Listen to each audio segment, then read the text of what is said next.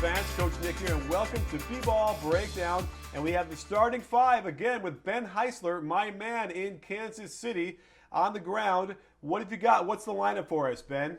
You got a good lineup as always, Coach. It's good to be back with you. And I figure after, 7, 8 games, we might as well get into all of our surprises and disappointments. But let's start on the good side. Let's start with the surprise team for you so far in the NBA. Who you got?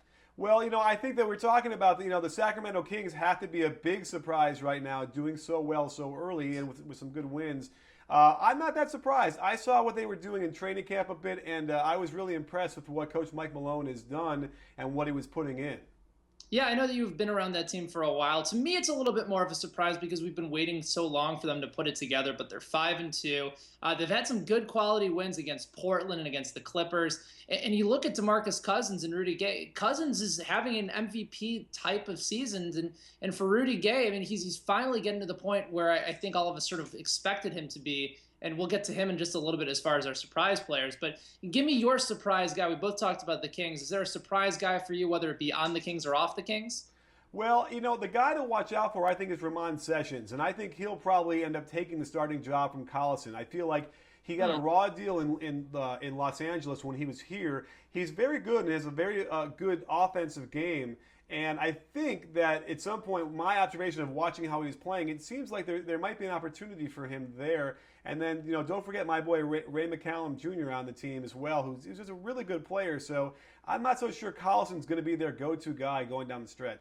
Interesting. I still kind of take a look at what Rudy Gay's been doing this year as a bit of a surprise. His rebounding is up, his turnovers are down, and he's playing like he has a new contract to go out and get. So I know it's a little bit of a stretch considering that he still is an all-star and a superstar type player, but Rudy Gay a bit of a surprise for me. So we go from that side. Oh, go ahead. Oh, and don't forget, with Rudy Gay, they asked him apparently in Toronto to bulk up and be stronger to play 4. And so his shoulders were kind of gotten really big, and he slimmed back down and lost that extra weight. And that's a real big thing for a shooter. He already kind of had big shoulders as it was. So now it looks to me like that whole area of his shoulders and neck are a lot more relaxed and easier when he's shooting. And I'm not surprised that he's ultimately shooting better. Yeah, I think so too. And again, you have him at the 4 and then Cousins at the 5. It's a really, really athletic 4 and 5 for Sacramento. What about for teams that have been really disappointing you this year? For me, there's one clear team that sets out. Who's your team? Well, I guess I had high hopes for the Knicks because they were putting in a good system and they started out looking like they could do some damage. And they just sort of kind of reverted. I watched a few minutes of it today, and they're not quite as crisp as they were. So they've been disappointing for me a little bit. For me, it's been Denver, Coach, because they're still, under Brian Shaw, they're still struggling to find an identity. I figure they would have gotten a lot of those kinks out so far. And, I mean, their best players haven't been getting involved enough in the game. They're also not defending. They're 23rd in the NBA in defensive efficiency. And I've been really frustrated with what I've seen out of Kenneth Faried so far. We know the type of impact player he can be. His points per game is down. His field goal percentage is about 10 points lower. He's such a boost of energy for them, Coach. And him not getting into the paint and exploding to the basket, that's the key to their success. It just hasn't been happening this year. Two things. First of all, Ty Lawson's injured a little. He wasn't playing the other day, and that's huge for them. He makes him go. So let's get him back on the court healthy. Danilo Gallinari is a huge X factor that everyone had forgotten about. He's rusty. He's still coming back from that knee injury. So we got to give them up until, I would say, mid-season for them to get healthy, get back on the floor, and develop a rhythm. Kenneth Faried looked like he got benched at the end of the game, the last game I saw. So they got to figure what's going on with that as well, because obviously Kenneth Faried should be a coach's dream and a guy you would play as many minutes as possible. So there's a lot of stuff that Coach Brian Shaw needs to figure out here. And a guy that we thought maybe took some strides at the FIBA competitions this summer as well.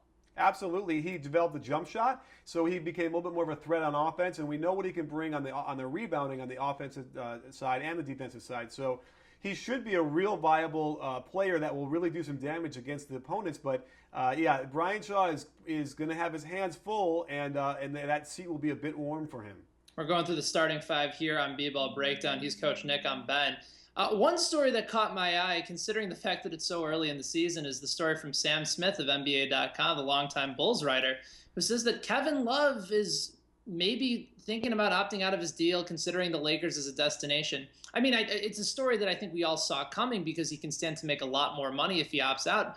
But the Lakers, especially a guy that's been talking about how he wants to win, I guess the question is, why wouldn't he? And if you're the Lakers, how do you convince him, if a guy that says he wants to win right now, how do you convince him to come to LA?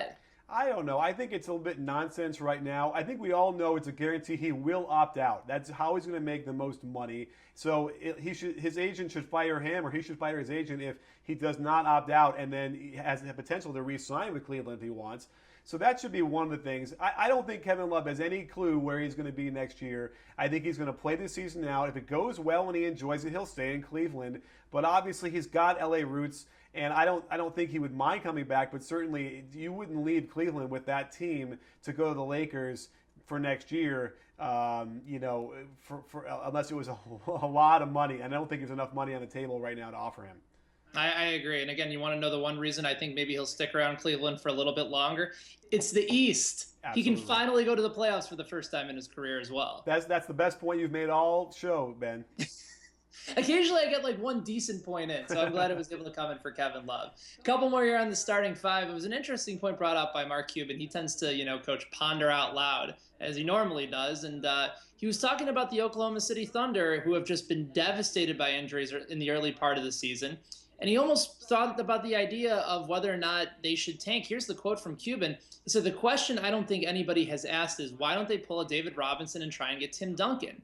I mean, I'm not giving up on the Thunder just yet. I know the West is very, very tough, but they're going to be back within about 4 to 6 weeks. I still think they're a very dangerous team. Is there a scenario that you would actually consider doing this if you're Oklahoma City? Absolutely. At least right now? I mean, I asked on Twitter the other day, did they have their first-round pick for this very reason? Because even if they were able to go like 30, 35% of their wins, of winning those games until like the 20th or 22nd game when they get the team back, they would have to play like 720 ball for the rest of the year just to get the 8th seed. And that means nobody can get an ankle injury, a little toe sprain. So it doesn't seem to me. And then, by the way, you're going to start out, I guess you'd be the hottest team in the league against the number one team, which might do something for you. We saw the Lakers do this and play ridiculous ball for the last like 30 games in Mike D'Antoni's first year. And look what it got him. So I think Mark Cuban is a very smart man. I do too, but there's something about this team coming together, I think finally proving a lot of people wrong, that maybe they could sneak in. And then once they're in, Coach, they have as good of a chance of winning an NBA title as anybody, as long as they're healthy.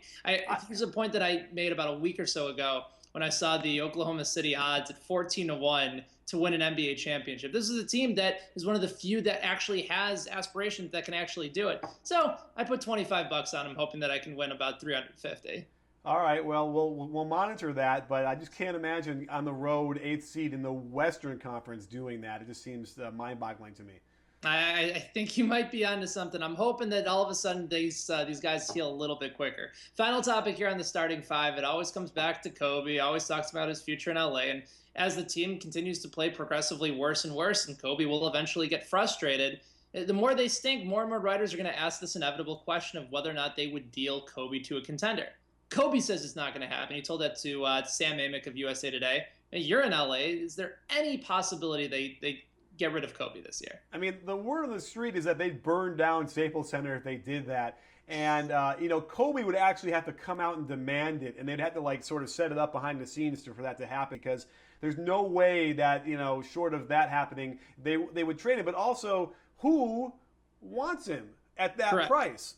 I just don't see how that ever adds up to a way where it's his value right now. Would he do nicely on the Knicks in the triangle? Yeah, I think he could, coming off the bench or maybe even playing like 23 minutes a game. They have a lot of shooting guards as it is. But New York doesn't want him. I don't think it's going to work. So it doesn't. I can't see a destination for him either way. I don't either, especially it would be a nightmare for GMs to try and match up those salaries as well or get anywhere in that neighborhood. Laker fans, Kobe's going to be in LA. They signed him to this 2-year deal. It's a boatload of money. You might as well get used to it at this point. Absolutely. And you know what? They're not going to win a championship again with him at the team. And that's okay, I guess. They've won plenty, haven't they? Right. He can be the tutor for Jeremy Lin and Company. Enjoy that, Kobe, in your final few years. Yep, that sounds like a plan. That'd be good. Well, there you go, Coach. Another fine addition to the starting five. We got through it, and I'm glad I was able to make one good point for you. Absolutely. Hey, you're always making good points, and I just want to make sure that you feel that you are. And Because don't forget, sports fans, at B-Ball Breakdown, we're not a channel, we're a conversation. You in? You in, Ben? I'm in.